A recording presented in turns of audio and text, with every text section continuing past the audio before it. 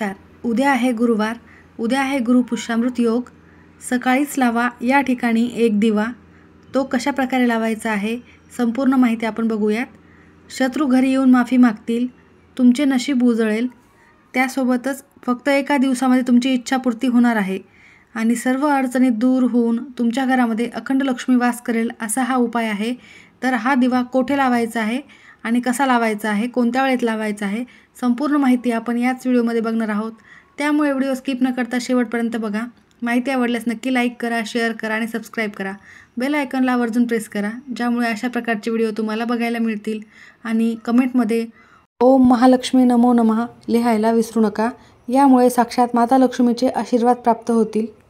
पक्ष पंधरवाडा चालू आहे आणि यामध्येच आलेला आहे हा शुभ योग. जेव्हा गुरुवारी पुष्य नक्षत्र येते तेव्हा गुरुपुष्यामृत योग हा तयार होत असतो. हा योग अत्यंत शुभ असतो. या दिवशी माता लक्ष्मीचे आणि भगवान विष्णूंचे आशीर्वाद प्राप्त करून घेण्यासाठी आपण काही प्रभावी उपाय करायचे असतात. हा योग इतका शुभ असतो की या योगावर तुम्ही कोणत्याही शुभ कार्याला सुरुवात करू शकता. त्यासोबतच या दिवशी जमीन, वाहन खरेदी करू शकता. त्याशिवाय तुम्ही एखाद्या कोणत्या नवीन उद्योग व्यवसायाला सुरुवात करणार असाल तर ते देखील करू शकता. सोने चांदी घेण्याला देखील विशेष महत्त्व आहे. परंतु हा योग आता पितृपक्ष पंधरवाड्यात आलेला असल्यामुळे तुम्हाला उद्या हे असे काहीही शुभ काम करायचे नाही आहे. फक्त तुम्हाला या दिवशी महत्त्वाचे उपाय करायचे आहेत, ज्यामुळे तुमच्या सर्व इच्छा लवकरात लवकर पूर्ण होतील. कारण पक्ष पंधरवाड्यात आपण काहीही खरेदी करत नसतो.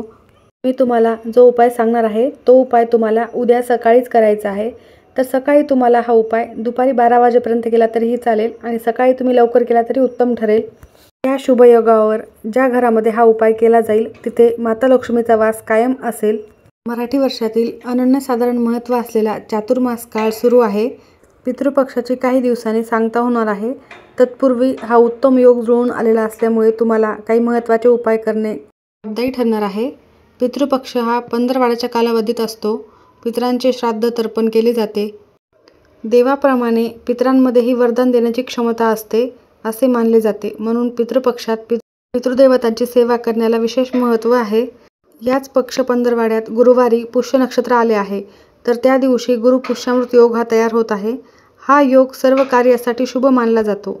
गुरुवारी 18 सप्टेंबर 2025 रोजी केवळ 5 मिनिटांसाठी हा योग जुळून आल्याचे म्हटले जात आहे. गुरुवारी धार्मिक कार्य करणे उत्तम मानले जाते. पुष्य नक्षत्र सर्व प्रकारच्या कार्यासाठी अतिशय शुभ मानले जाते. परंतु या दिवशी आपल्याला जास्तीत जास्त सेवा करायची आहे. कोणतीही गुंतवणूक या दिवशी करायची नाही आहे. कारण पक्ष पंधरवाडा चालू असल्यामुळे आपण कुठलेही कामं करत नाहीत. त्यासोबतच या दिवशी दिवे लागण्याच्या वेळेला श्रीसूक्ताचे पठण आवर्जून करावे. लक्ष्मी देवीचे पूजन देखील आवर्जून करावे. तसेच श्री गुरुदत्तांचा मंत्र जप देखील करावा. दिगंबरा दिगंबरा श्रीपाद वल्लभ दिगंबरा या मंत्राचा जप करायला हवा. असे केल्याने दत्तगुरू आणि माता लक्ष्मी यांचे शुभ आशीर्वाद प्राप्त होतात आणि अमृत पुण्य कमवण्याची संधी प्राप्त होते असे शास्त्रात सांगितले गेलेले आहे.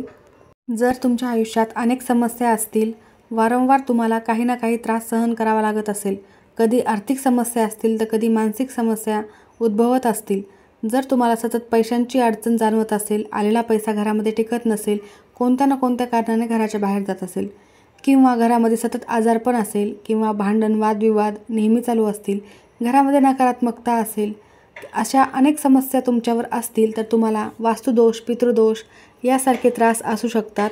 आणि घरातील हे त्रास दूर करण्यासाठी असे काही महत्त्वाच्या तिथीवर उपाय केल्यास निश्चितच त्याचा तुम्हाला चांगल्या प्रकारे प्रभाव पाहायला मिळेल. आणि उद्या हा शुभ योग जुळून आलेला आहे. पुष्य याचा अर्थ असा आहे पोषण करणारा, शक्ती देणारा, ऊर्जा देणारा. पुष्य नक्षत्राचे आधीचे नाव तिष्य असे आहे. त्याचा अर्थ शुभ, सुंदर आणि सुखसंपदा देणारा.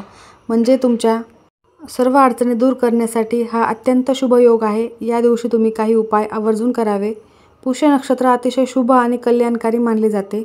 गुरुपुष्यामृत योगाच्या दिवशी शुभ योगात घराच्या मुख्य प्रवेशद्वारावर स्वस्तिक चिन्ह आवर्जून लावावे.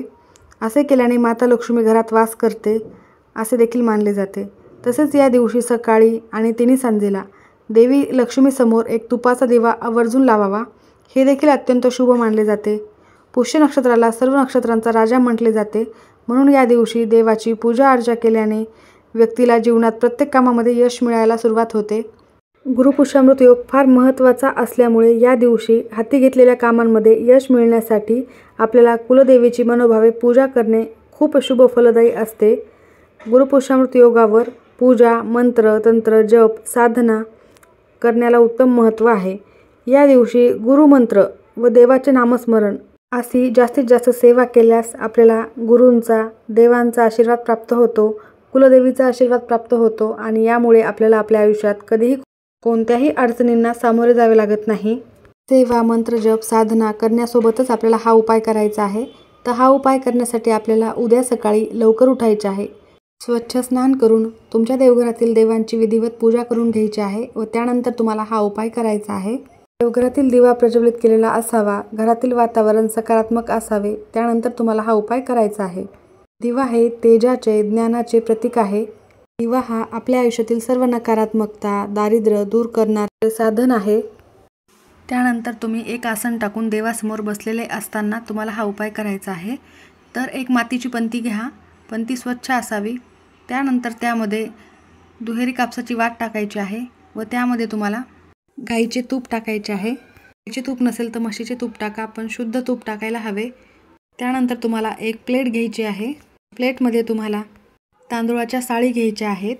सातू हे माता लक्ष्मीचे प्रतीक मानले जाते, तर एका डिशमध्ये तुम्ही थोडेसे सातू घ्यायचे आहेत, म्हणजेच तांदूळाच्या साळी. तांदूळाच्या साळी नसतील तर गव्हाच्या साळी घेतल्या तरीही चालतील. जर तुमच्या घरामध्ये सातू नसतील तर तुम्ही पिवळ्या रंगाची चणा डाळ, पिवळा रंग हा गुरुवारी वापरणे अत्यंत शुभ मानले जाते. चणा डाळ घ्यायची आहे आणि त्यावर हा दिवा ठेवायचा आहे. दिव्याच्या वातीला थोडे हळद कुंकू लावून घ्यायचे आहे. डिशमध्ये दिवा ठेवून तो प्रज्वलित करून घ्यायचा आहे. त्यानंतर त्यामध्ये तुम्हाला एक तांदूळ टाकायचा आहे, अखंड तांदूळ टाकायचा आहे. 2 काळी मिरी टाकायच्या आहेत. काळी मिरी ही दारिद्र्यनाशक असतात आणि तांदूळ हे माता लक्ष्मीला अत्यंत प्रिय आहे. त्यासोबतच 2 अखंड फुलांच्या लवंगा देखील त्यामध्ये टाकायच्या आहेत. लवंगा ह्या नकारात्मकता दूर करण्याचे काम करत असते. यामुळे तुमच्या घरातील सर्व दारिद्र्य, नकारात्मकता दूर होते आणि माता लक्ष्मींचा तुम्हाला आशीर्वाद प्राप्त होतो. म्हणून तुम्हाला या तिन्ही वस्तू त्या दिव्यामध्ये टाकायच्या आहेत. दिव्याला हात जोडून नमस्कार करायचा आहे. हळद कुंकू अक्षता वाहून पुन्हा एकदा पाया पडायचे आहे, नमस्कार करायचा आहे आणि त्यानंतर तुम्हाला तिथेच बसून महालक्ष्मी अष्टकमचे पठण करायचे आहे 1 वेळा. त्यानंतर 1 वेळा लक्ष्मी स्तोत्राचे पठण करायचे आहे. त्यासोबतच तुम्हाला शक्य झाल्यास 1 वेळा श्री सुक्तमचं पठण देखील आवर्जून करायचे आहे. 16 वेळा तुम्हाला कमलात्मक मंत्र म्हणायचा आहे आणि विष्णू गायत्री मंत्र देखील 16 वेळेसच म्हणायचा आहे. तुम्हाला मनोभावे प्रार्थना करायची आहे. तुमच्या आयुष्यातील सर्व समस्या दूर होण्यासाठी देखील माता लक्ष्मीला प्रार्थना करायची आहे. त्यानंतर हा दिवा तुम्ही सकाळी लावलेला असेल तर तो संध्याकाळपर्यंत तेवत राहील याची काळजी घ्यावी. दिवा जर विझला तर तुम्ही पुन्हा त्यामध्ये तेल टाकून प्रज्वलित करू शकता. दुसऱ्या दिवशी या दिव्यामधले साहित्य निर्माल्यामध्ये टाकून द्यायचे आहे आणि चणा डाळ किंवा साळी तुम्ही घेतलेल्या असतील तर त्या तुम्हाला झाडाखाली नेऊन टाकायच्या आहेत. कोणाच्याही पायंदळी येणार नाही अशा प्रकारे एका साईडला टाकायच्या आहेत. त्याचबरोबर माता लक्ष्मी प्रसन्न होण्यासाठी तुम्हाला शुद्ध गाईच्या तुपाचा एक दिवा तुळशीजवळ देखील लावायचा आहे. तुळस ही भगवान विष्णूंना अत्यंत प्रिय आहे. माता लक्ष्मी त्यामध्ये वास करत असते. त्यामुळे तुम्ही असा दिवा लावल्याने साक्षात भगवान विष्णूंचे, माता लक्ष्मीचे आशीर्वाद प्राप्त होतील. कारण उद्या गुरुपुष्यामृत योग हा माता लक्ष्मीला आणि भगवान विष्णूंना समर्पित आहे. त्यामुळे आवर्जून हा एक दिवा लावावा. स्त्रियांना मासिक धर्म असेल तर हा उपाय करता येणार नाही. घरामध्ये सुतक असेल तरी हा उपाय तुम्हाला करता येणार नाही. माहिती आवडली असेल तर नक्की लाईक करा. सर्वांचे खूप खूप धन्यवाद.